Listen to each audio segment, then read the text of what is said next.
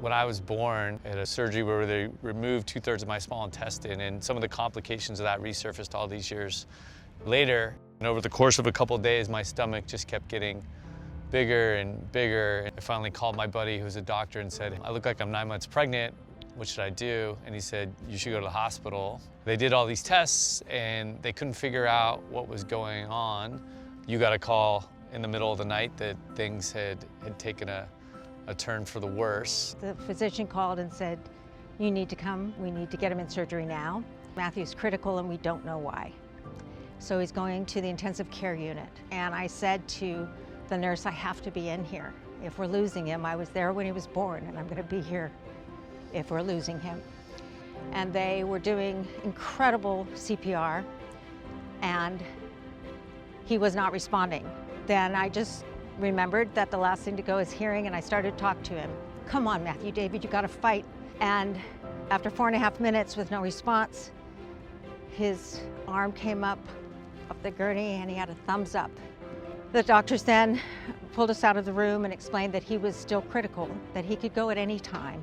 We need to get an ECMO machine here. His heart's not perfusing, not pumping well. And we have to transport it. We've never done this before. The crazy thing with this was that he had said to my mom, the ECMO is our only hope. But the problem is that we only have one ECMO and it was 20 minutes away. And we've also never been greenlit to move an ECMO machine. They got a hold of the CEO of UCLA. They got him to sign off on transporting the ECMO again for the first time that had ever been done. So then cut to a couple years later and moved to London, and we started Omaze here, and I get invited to a charity event. It's the London Air Ambulance event. These helicopters pick up over 3,000 people a year, but we've had to retire the old ones, and we don't have the full funding for the new ones. We're £3 million short.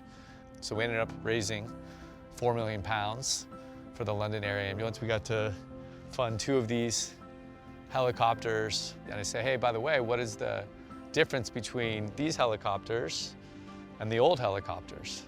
It has this special machine on it. You wouldn't know, it's a very rare machine. And I said, is it an ECMO machine? I said, yeah, it's an ECMO machine. So then I called my mom, we're both crying. I mean, I started crying in the moment. I was like, it hit me like this crazy chain of events. This rare machine is now gonna help people in London.